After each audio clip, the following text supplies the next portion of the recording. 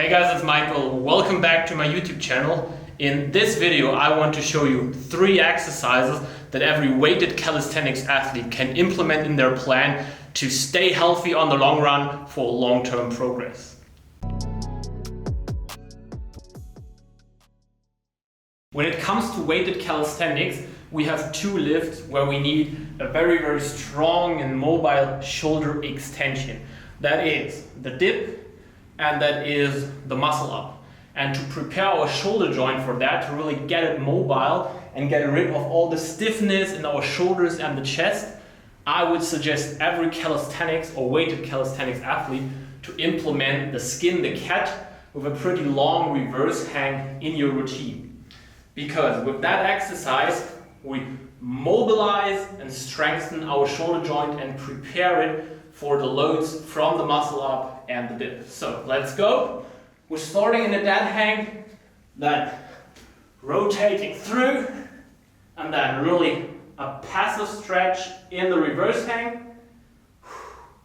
Keep that for a few seconds, and then from the strength of your shoulders, rotate back.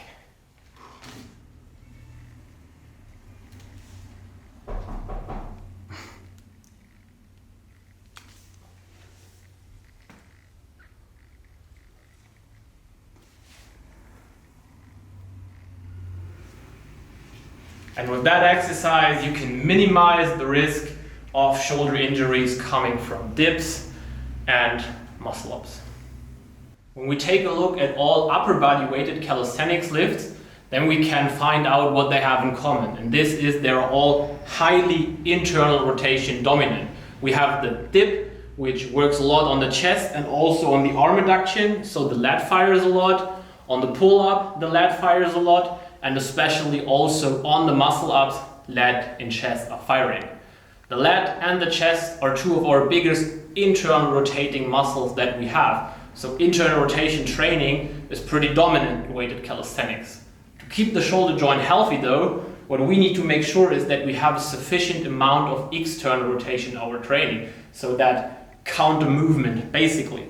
And therefore, what I like to do for myself and with a lot of my clients is a W raise, but also every other exercise that targets the external rotation would be a good replacement here.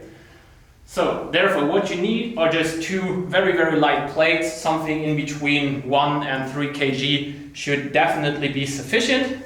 You can do it on the floor or on a bench, and then make sure to have a slight PPT, so don't go into a hollow back, just really tense the glutes and the abs, and then go into a W position. And make sure that in that position, you're always stabilizing the plate against gravity. So not an internal rotation, but an external rotation. Shoulders are staying depressed, and then you are starting to elevate that arm without shrugging up the shoulder and keeping that external rotation constant. The moment you realize your shoulder joint would go into elevation, you stop the movement.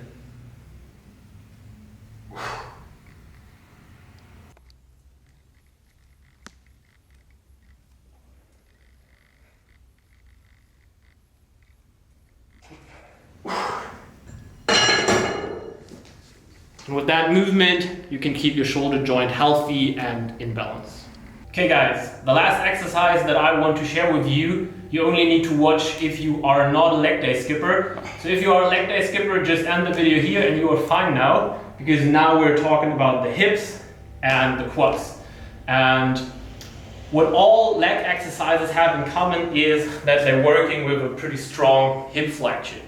Next to this, all of the humans, they're sitting a lot in their daily positions, in their daily jobs.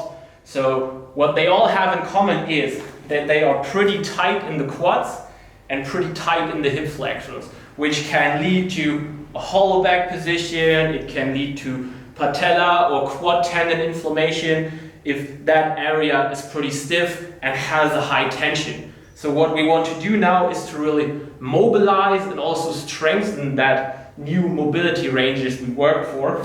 And therefore, what I like to program with heavy leg training are half SISSIE squats. If you're already experienced and strong enough, you don't need that band. But if you do that for the first time, believe me, you want to have that band to really get up again. Okay, what we now want to do is we're placing our feet pretty parallel, round about hip width apart, and then cracking the nut, glutes are squeezed, hip is extended and stays extended. And then we are slowly moving backwards while the hip stays extended.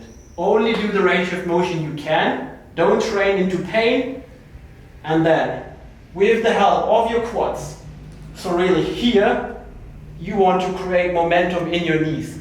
You want to perform basically a leg extension back up. And with that, you should feel a solid stretch in your quads and in your hip flexors. Make that slowly and steady, don't overdo it, keep the stretch progressive, because otherwise that exercise maybe can make more harm than benefit. So really be careful here. Stretch and then, with your own strength, push back up. And then you should feel a tension relief in your hip flexor area and also especially in your quad area, to keep the knee and the hip healthy. Guys, if you like the video, first of all, make sure to hit the like button and to subscribe to this channel. And if you also feel like the more you progress in training, the more small injuries occur, the more discomfort occurs, then make sure to really implement those mobility exercises in your training. Because what I learned from my own training and from the training with all my clients is that you only can make sustainable long-term progress if you are healthy. So if you can't do that alone, then I would be glad to help you with a very, very nice mobility concept, progressive training, and just a more professional approach to your training. I've helped a lot of my clients getting rid of their injuries. I am myself injury-free for a pretty long time, so make sure to hit the link in the description, schedule a free consulting call for our online coaching. And then I would be happy to help you to progress healthy, sustainable, and long-term.